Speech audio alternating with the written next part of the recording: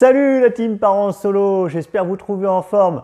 Alors aujourd'hui, on va essayer de savoir s'il faut, oui ou non, faire confiance à son intuition. Alors on va avoir la team oui et la team non.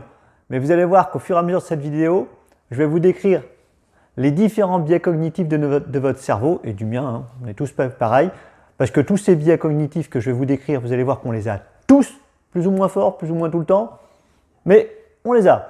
Donc, avec cette description, vous allez pouvoir déjà identifier ces biais cognitifs et puis y être beaucoup plus vigilant par la suite.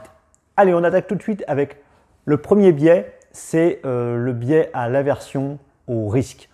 Je vais vous donner un exemple, c'est ce mec il me plaît bien, mais bon, je vais pas faire le premier pas parce que bon, il pourrait me rejeter ou il pourrait avoir quelque chose de désagréable, donc je ne fais rien.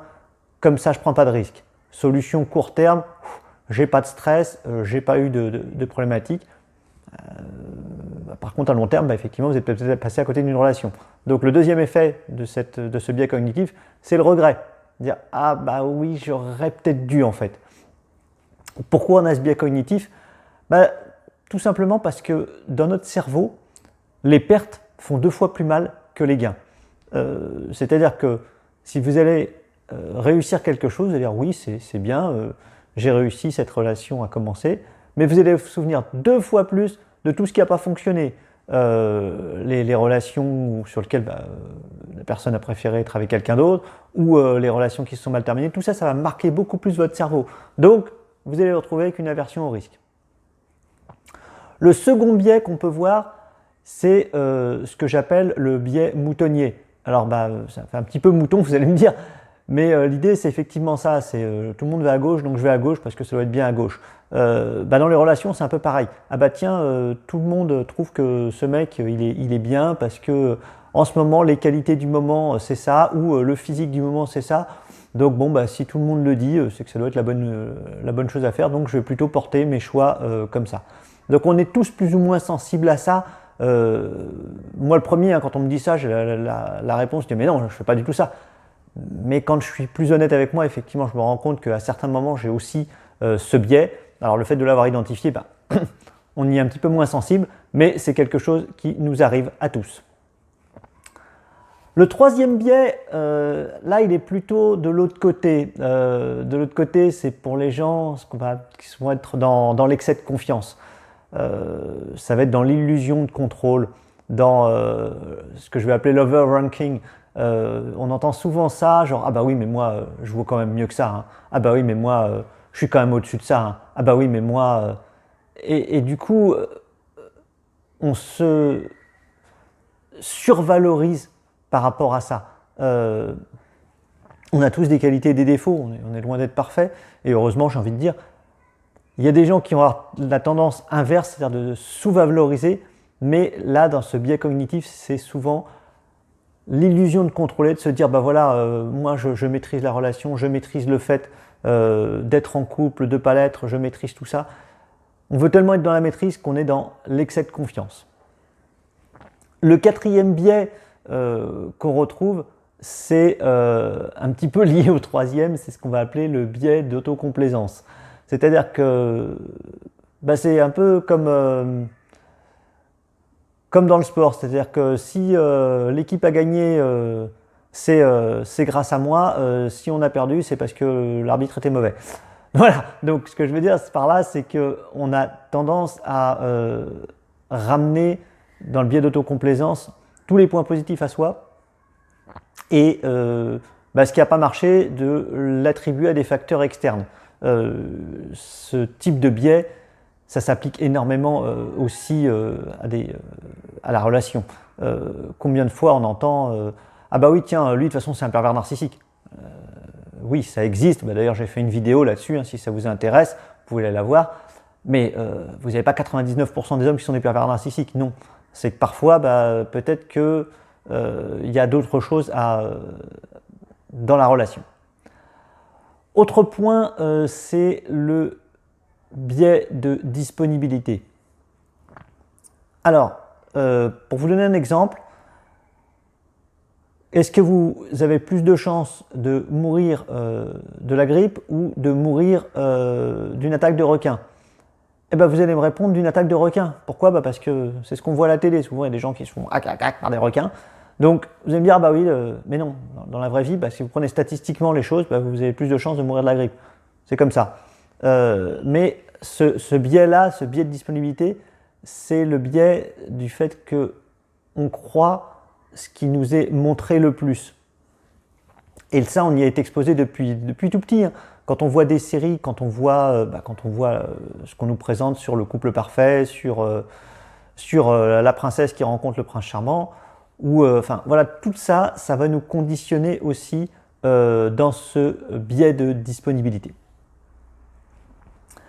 Un autre biais, c'est celui de la rétrospection. Alors celui-là, je pense qu'on l'a tous, c'est le fait de surestimer le contrôle qu'on aurait pu avoir sur, j'allais dire, quelque chose d'incertain. La fameuse copine qui vous dit « Ah non, mais je t'avais dit qu'avec lui, ça ne marchera jamais. » Alors que le jour où vous êtes mis avec cette personne, c'était génial et c'était formidable. On a toujours tendance à revenir après avec effectivement la courbe qui est déjà tracée et l'histoire qui est déjà écrite, en se disant « oui, je le savais ». Mais non, pas plus que ça, quoi. Donc là aussi, il faut être raisonnable par rapport à notre capacité et rester humble par rapport à ça. Effectivement, il y a certaines choses qu'on peut prédire, mais il y en a plein d'autres où on n'a pas le contrôle. Il arrive ce qu'il arrive. Le 7e point, celui-là, c'est un biais que vous connaissez certainement, c'est ce qu'on appelle le biais de confirmation. Alors celui-là, notre cerveau, il l'aime bien. C'est qu'on va trouver une solution à un problème et une fois qu'on a cette solution, globalement, on est à peu près tranquille. C'est-à-dire que je vais vous dire, voilà, aujourd'hui, la Terre est plate. Ok, la Terre est plate. Bon, moi, ça, c'est bon. Le cerveau, il se met en off. La Terre est plate, c'est défini, c'est décidé, il n'y a plus de problème. Vous avez beau me montrer que la Terre est ronde, par A plus B, Thomas Pesquet, tout ce que vous voulez. Moi, dans ma tête, la Terre est plate. Donc, une fois que j'ai cette croyance, je vais juste aller voir sur Google que la Terre est bien plate. Tu vois, je te l'avais dit, Google le dit. Et donc, je vais me faire confirmer ma théorie et ça va me permettre à mon cerveau de s'économiser quelque chose. J'ai une certitude, je ne la remets plus en cause. Donc, évidemment, vous voyez bien la relation avec justement une relation amoureuse là. On a aussi ce même biais qui se dessine de la même façon. Donc, soyez vigilants sur ce biais de confirmation. Un autre biais, alors là aussi qui est très important, c'est le biais d'ancrage. Vous savez, la fameuse première impression. Alors lui, dès que je l'ai vu, j'ai senti que ça allait pas. Alors des fois, il faut lui faire confiance parce qu'effectivement, parfois, c'est une bonne intuition. Le problème, c'est que c'est pas du tout le temps, c'est pas du 100%. Les humains, on n'est pas comme des machines en disant quand j'appuie là, ça fait toujours la même chose. Non. Donc du coup, ce qu'on va appeler ce biais d'ancrage, c'est-à-dire la première impression qui va rester une impression définitive jusqu'à la fin, c'est-à-dire qu'à partir du moment où vous avez mis cette personne dans une case, alors je dis ça de manière volontairement un peu provocatrice, hein, mais notre cerveau a du mal à sortir cette personne de cette case. Donc, je suis sûr que dans vos histoires, quand vous allez écouter cette vidéo, vous allez repenser à ce biais d'ancrage et vous allez vous dire « Ah oui, peut-être que ça m'est déjà arrivé ». Et enfin, je terminerai avec le dernier biais, c'est ce que j'appelle le biais de comptabilité. Alors, rien à voir avec la compta comme vous connaissez nos entreprises. Non, là, je parle de comptabilité, c'est-à-dire comment nous, on va comptabiliser les efforts qu'on a fait pour que quelque chose fonctionne. Je vais vous donner un exemple très, très simple. Vous allez travailler, votre patron vous donne vos 1200 € de salaire. Vous avez bossé un mois pour avoir 1200 €, vos 1200 €, ils valent cher. Vous arrivez au casino, vous avez un coup de bol extraordinaire, vous gagnez 1200 €.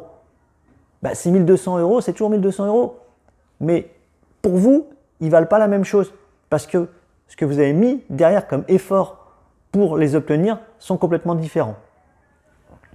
Et évidemment, au sein d'une relation, vous comprenez bien le lien qu'il peut y avoir avec ce biais de comptabilité. C'est-à-dire que plus les efforts pour aller dans cette relation, ou pour maintenir cette relation, ou pour ce que vous avez investi dans cette relation vont être forts, plus elle va valoir cher à vos yeux. Malheureusement, l'inverse est aussi vrai. C'est-à-dire que quand vous n'avez pas beaucoup investi, vous dites bon, finalement, je vais passer à la suivante. C'est hop, hop, on passe au profil suivant parce qu'il n'y a pas d'investissement. Voilà, donc c'est ce que je vais appeler le biais de comptabilité. Voilà, j'en ai terminé avec tous les biais. Donc vous avez vu, on peut faire confiance à son cerveau, mais jusqu'à un certain point.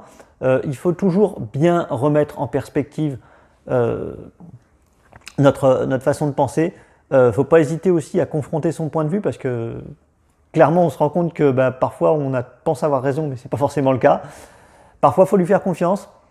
Donc, maintenant que vous avez tous ces biais, vous allez pouvoir peut-être réécouter cette vidéo, éventuellement la partager aussi, parce que j'imagine qu'il y a plein de gens qui ont ce type de biais et vous en connaissez certainement. Et moi, je vous dis à la semaine prochaine pour une nouvelle vidéo sur la team Parents Solo. Salut, salut!